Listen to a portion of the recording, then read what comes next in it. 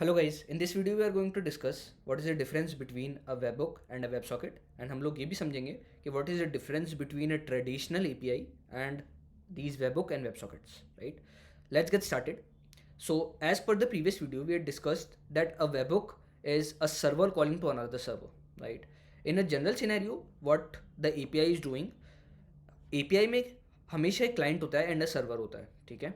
हमेशा एक client request करता है सर्वर को and the server response back to that client, right? In webhooks there is no server and client, right? Both are servers, both can be the servers, right? दोनों servers एक दूसरे को contact कर सकते हैं. इसको एक एग्जांपल से समझते हैं. सो लेट्स सपोज कि आई एम xyz.com, मैं एक xyz.com चलाता हूँ एंड उस xyz.com पे कोई यूज़र आता है और वो पेमेंट करता है, ठीक है? एंड xyz.com में मैंने पेपाल गेटवे से इंटीग्रेट कर रखा है. नाउ जब वो यूज़र आता है उसने कोई आइटम सेलेक्ट किया एंड वो पेमेंट पेज पे गया तो उसको पेपाल पेमेंट गेटवे पे अपना ट्रांजेक्शन करना है, ठीक है?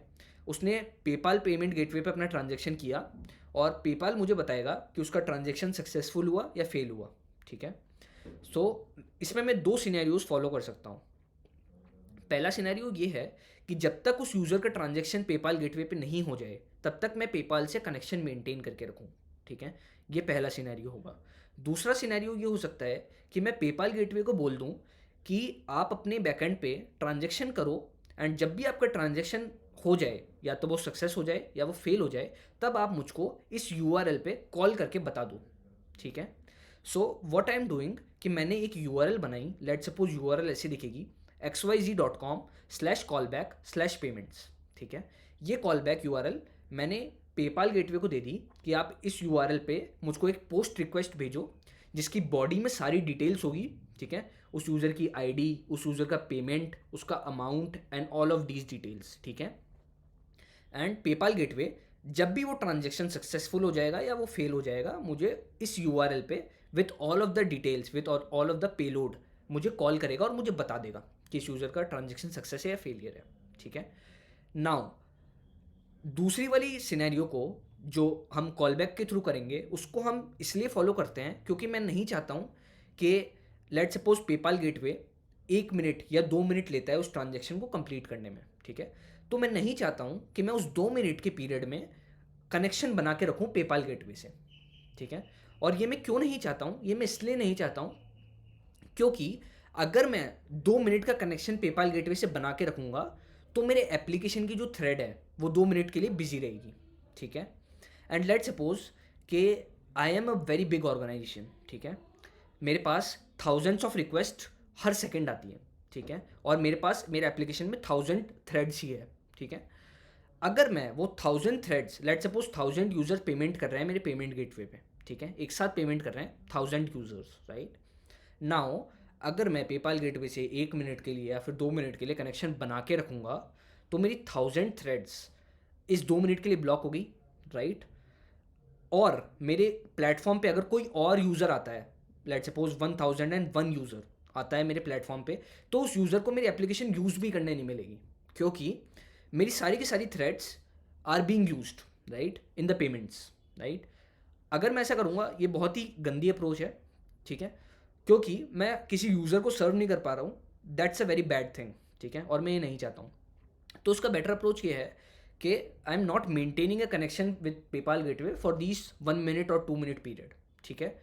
मैंने पेपाल को बोल दिया कि आप इस यूआरएल पे मुझे कॉल करो, ठीक है? And I am not maintaining the connection that long. Instantly मैं उसके साथ कनेक्शन तोड़ दूंगा एंड जैसे ही मैं उसको रिक्वेस्ट करूँगा कि इस यूज़र का पेमेंट करो एंड उसी रिक्वेस्ट में मैं उसको एक कॉल बैक दे दूंगा कि जब भी पेमेंट हो जाए मुझे इस पर कॉल कर दो, ठीक है? इससे फ़ायदा ये हुआ कि मैं पेपाल गेटवे के साथ कनेक्शन में नहीं हूँ, ठीक है? And PayPal will also PayPal मुझे डिटेल्स भी दे देगा जब भी ट्रांजेक्शन हो जाएगा, राइट? इसमें ये फ़ायदा है कि अगर transaction let suppose in the worst case PayPal पे अगर बहुत सारी रिक्वेस्ट आ रही है और पेपाल बहुत टाइम ले रहा है, राइट? कुछ ना कुछ इशू है, there are like system design patterns आप पढ़ सकते हो, there is a circuit breaker pattern and these type of request that micro service is taking too long, right? अगर ऐसा कुछ है, अगर लेट सपोज ट्रांजेक्शन जा रही है 5 मिनट के लिए, 10 मिनट के लिए पेपाल गेटवे उसको एग्जीक्यूट ही कर रहा है, ठीक है? तो उसमें ये फ़ायदा है कि मैं उससे कनेक्शन में नहीं हूँ 5 मिनट या 10 मिनट के लिए, तो मेरी थ्रेड फ्री है, ठीक है, कोई भी यूज़र मेरी प्लेटफॉर्म पे आ रहा है, मैं उसको सर्व कर पा रहा हूँ, ठीक है। ये था difference between these two things कि मैं कनेक्शन मेंटेन करके रखूँ या फिर कनेक्शन ब्रेक कर दूँ थ्रू कॉल बैक्स, ठीक है। And these are massively use in all of the big organisation nowadays, ठीक है। अब समझते हैं what is the difference between a web socket and a web hook, ठीक है। नाउ वेब हुक्स में हमने पढ़ा कि it's a one way communication, a server is calling to another server and this server will also call this server, right, but they are not connecting through a bidirectional channel, ठीक है ना। ये let suppose एक server को A server को B server से connect होना है, तो वो एक रिक्वेस्ट भेजेगा, ए सर्वर भेजेगा रिक्वेस्ट बी सर्वर को, right, and B server response करेगा ए सर्वर को। सो अगर हम देखा जाए तो इनको हम ऐसे समझ सकते हैं कि इनमें से एक क्लाइंट की तरह बिहेव कर रहा है और एक सर्वर की तरह बिहेव कर रहा है, right.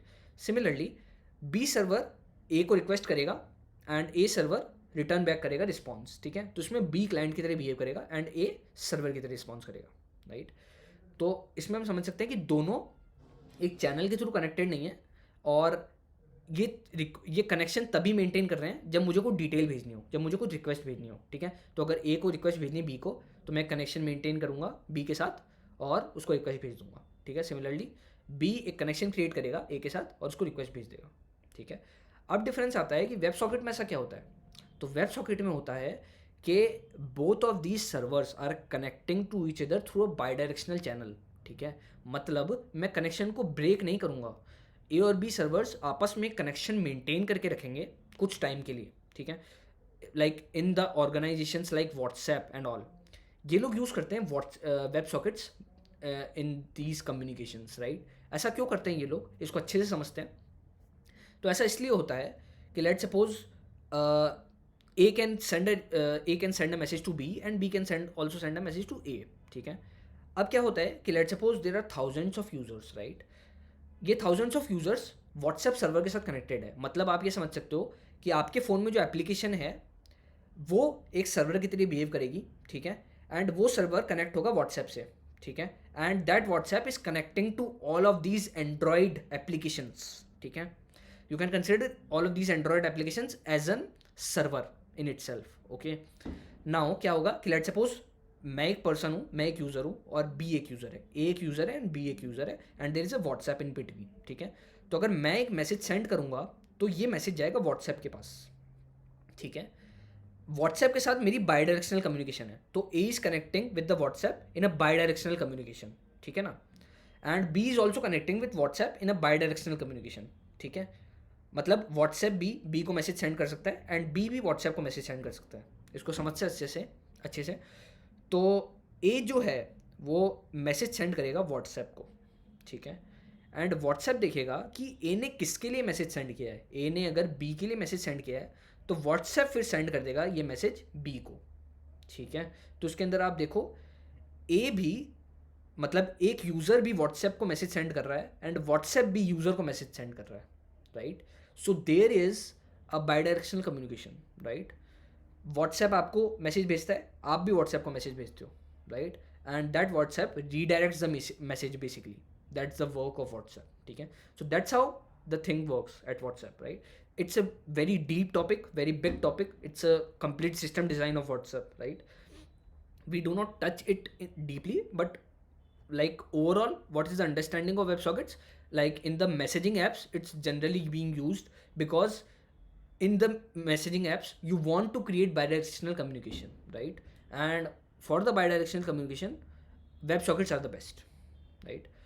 That's why these organizations using these WebSockets concepts, and that's why we are learning these concepts, and these are very important concepts. Sometime in interviews the interviewer can ask you what's the difference between webhook and WebSockets, and what is the difference between the general API and these, right.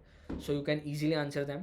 I hope you had understand a lot from this video, and yeah, I'll see you in the next video. I hope you like the video.